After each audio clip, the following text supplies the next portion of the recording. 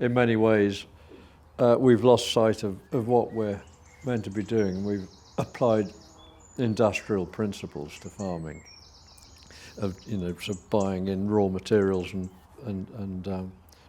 making them into something else and selling them on, and it's made the world a slightly less happy place.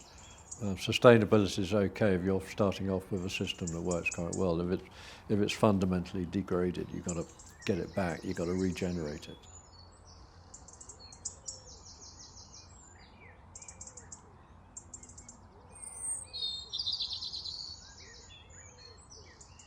The government seems to think that everyone wants cheap food, and certainly no one wants to pay more than they have to for anything. But cheap food is cheap, but it's cheap for a reason. Probably a lot of it's not very good for you. We're all a little bit unhealthy compared to where we should be.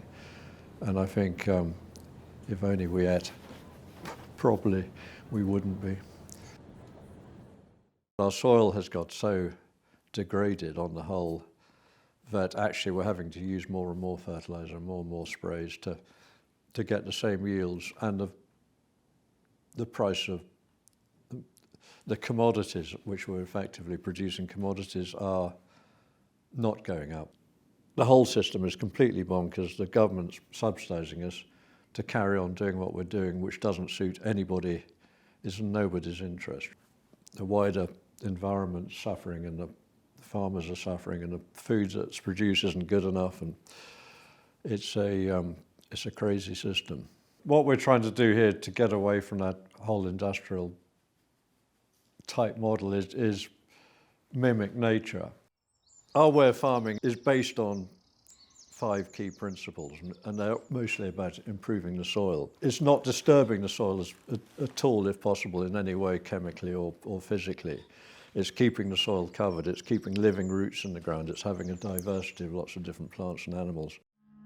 Having living animals, whether they're cows or chickens or whatever, out on the pasture is a fantastic way of producing really nourishing food really easily without any fossil fuel. There's no tractors involved, just grazing animals and someone moving an electric fence. And it's a negative carbon system. We're taking carbon out of the atmosphere, and these plants are feeding it into the soil. It is the alchemy of taking water and carbon dioxide and turning it into sugar. There's just an astonishing amount of stuff going on in the soil. And if we can work out how to use all that for our advantage, then we're so much better off. When we first started going down this road of different farming ways, everything was almost instantly better, it seemed to us.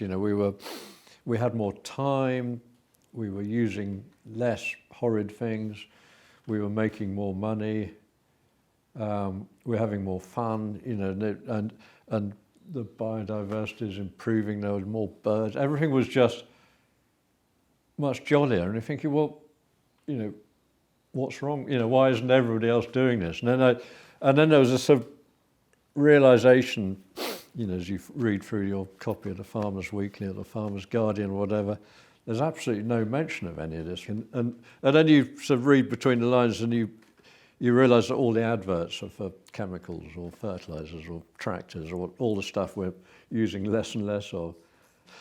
But there were a few hundred of us perhaps around the country or around Europe, and a lot of them communicating on the internet, on farmers' forums and things, and swapping ideas, and it's a lonely business farming, So when I sort of suggested on the forum that we were going to do this, everyone got really excited and said, yeah, we'll come, we'll come.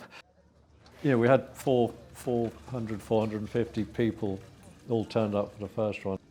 I can't remember how many had the second year, but it's much bigger. Last year it was about 7,500 people last year.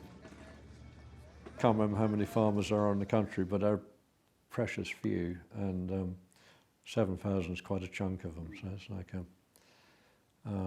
And it's, yeah, we've got politicians now, and even members of the royal family turned up last year, and it's all, it's a groundswell. It's a revolution that's sort of sweeping across the world and changing the way people's farmers are doing things, and people's attitude to food.